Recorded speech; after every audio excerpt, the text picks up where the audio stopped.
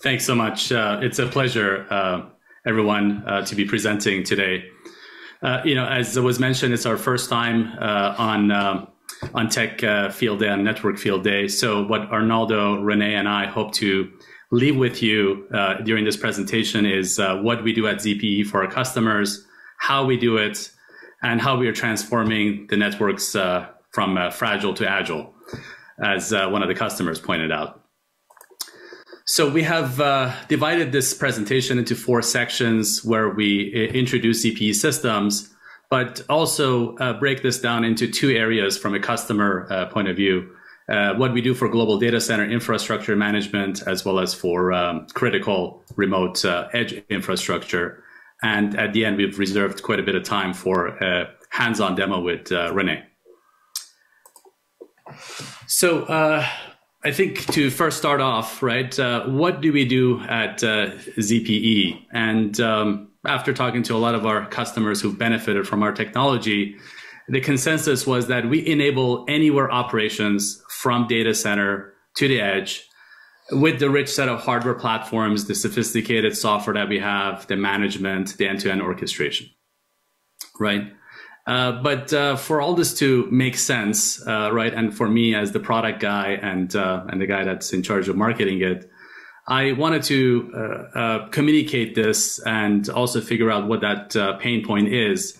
And so let me ask everybody to imagine an enterprise that they're familiar with, a large enterprise infrastructure, say Toyota for being a global manufacturer, McDonald's as a the large organization, BP, operating lots of distributed infrastructure, large data centers for processing that data, right? So how do they operate such a global hybrid infrastructure? Their co-location sites, their manufacturing floors, their sites, branches around the world, switches, routers, right? In the world of cloud, things are easy, but companies are really operating a hybrid infrastructure. And so the question is, how do you run a hybrid infrastructure without downtime? And so I've sat in meetings where software guys say you just do a Kubernetes and spin up a node and operate network as code. But how does that actually happen, right? What happens in a remote oil well or in a co-location site? What happens if that server goes down, or when you're upgrading it, all of a sudden you're back at the boot prompt and you've lost that server. So that's what we mean by anywhere infrastructure, and especially true as people are working from anywhere from home during this pandemic time. And so that's what I want you to be listening for, and I hope that we do a good job of presenting to you what do we do for our customers and what's really necessary to run network as code and net DevOps and all these terms that you've probably heard in all the previous sessions. How does it actually come to fruition? And so to do that, I wanted to first introduce the co-founder of the company, Arnaldo, to take you through the journey of how the company started, and then I'll come back and give you more about the products. Arnaldo, I wanted to transfer it to you. Thank you, Kurush. Hello, everyone.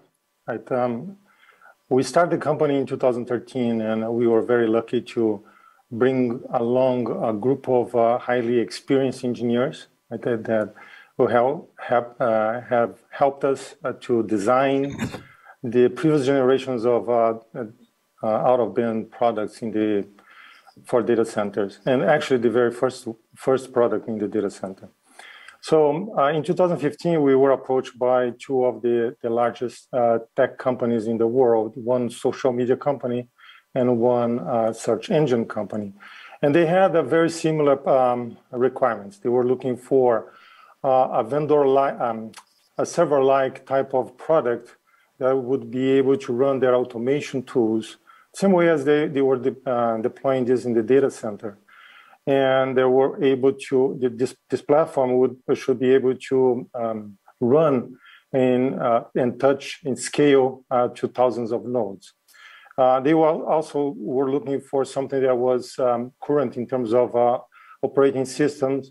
So then they could extend the capability of the product and make sure that it was secure, right? One additional request coming from one of the companies was that they were looking for a high density port count type of device, so then they would need to touch less devices and provision fast. So we look at that request, and we respond to with the very first to the world 1U96 server, right? Is ports on both sides of the device, which we have patents for. And that platform, Intel-based, we loaded with our Node-Grid OS, right? Which is a vendor-neutral infrastructure management solution that allows you to access routers, switches, virtual machines, the console of the virtual machines, IPMIs, and also PDUs. And that solved the problem, right? They were the very first early adopters. They started deploying this in the data centers. And with the problem solved in the data center, they start looking at the campuses, the remote locations, and how to solve the problem there, how to automate there, right? The problem in the branch is a little bit different from the data center, where the devices in the data center are behind a firewall, all concentrated, centralized in one place. But in the branches, in the remote locations, those devices are typically facing the internet, right? They require native firewall and native routing capability. And sometimes the companies had standardizing their own next generation firewalls or SD-WAN applications. Then they needed to host those applications in our platform for that. So we had to then expand to guest OSs and Dockers and Kubernetes capability. The other thing that they were looking for was the device had to be always connected, right? And in that sense, the failover, right? The need for a failover, either through interfaces or cellular. And in that sense, the access now no longer through the VPN, but the access now required to be from anywhere, from any system from anywhere. So that's the solution required to be a cloud solution, cloud management solution. So that is the transformation we notice happening, right, from the standard deployments in the data center now to the edge. And that's the transformation we want to talk about today and share a little bit more with what we are learning from the field. In terms of company, we are headquarters in Bay Area, California. Right? Majority of our customers are large organizations, but we are also seeing demand coming from different size of the size and types of companies, especially because everyone is trying to solve that deployment at the branch, right? That virtual presence need, that remote access and failover ability. So in terms of technology, we are trusted by 6 of the top 10 world tech companies. We are available through a network of worldwide partners. Right? And in terms of technology, we are the technology partner of choice, right, for delivering the edge compute, critical connectivity, security infrastructure at the data center, at the branch, at the colos, at the edge, and the remote locations. In terms of innovation, right, we are really focused on large-scale distributed infrastructure management, supporting virtualization, containers, software-defined networking, VNFs, NFVs, edge computing, SD-WAN, and remote access. So next, Krush. So here's a quick list of some of our customers in different segments of our market space, right? And I really want to call your attention for the fact that we are trusted by 6 of the top 10 giants, including the early adopters, as we discussed. And in the case of Amazon, right, the use case of Amazon uses our platform in their fulfillment centers around the world.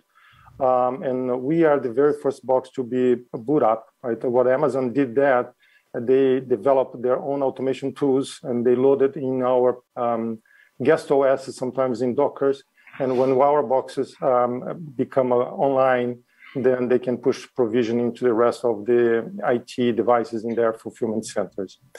The other example use case that I want to share with you guys is the Uber use case. Uber uses the 96 serial console port really in their pods around the country and the world, really because they were looking for a high density solution capable of doing zero-touch provisioning to solve their space constraints.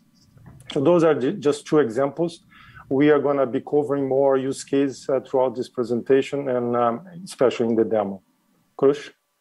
So in this next section, it's going to be simple, and the intent for it is to show how the world has changed, right? So this, for everybody on the call, you guys recognize this simple connectivity model where data was centralized, security was just in front of the data, and we all went to our telco and got turnkey connectivity, and that was obviously really nice, but the world is is not like that anymore, right? So people demanded more. The links, redundant links were necessary with SaaS and public cloud.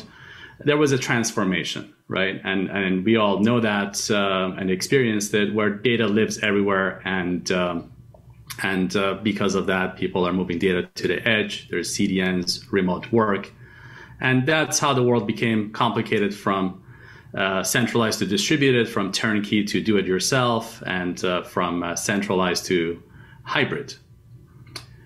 And having built technologies in the past 20 years and kind of seeing what has happened. In fact, I used to work at Fortinet as an example, and we built all of these firewalls.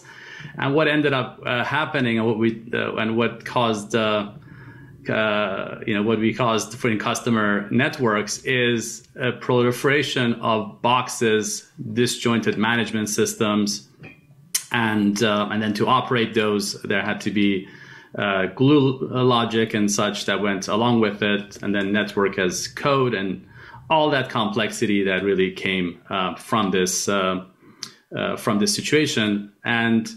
And this complexity also created a lot of security gaps, right? That since you have a disjointed infrastructure, and the disjointedness comes from different technologies that people have to place in different locations and operate them using different tools, opportunity for gaps came up, and opportunity for mistakes have come up, right? And so this is where forward-looking companies from back in 2013 were saying, the world is getting complex. We need to put this back into the way that it was simple to operate, simple to deploy, and consolidate all of it. And after consolidation, automate all of it. And so that's really what our products do at ZPE. They enable all of the automation and all of the infrastructure management that's necessary for companies to continue to operate in an efficient, secure manner. So these products are divided into two categories, mainly because of their use case. We have the data center category, which is mainly driven by the serial consoles. These are serial consoles that I'll show you in more depth, but they have many ports on them to monitor console output and do sophisticated orchestration. And then we have the remote devices, we call them service routers, managed by the cloud. So in the following two sections, I'll cover each one.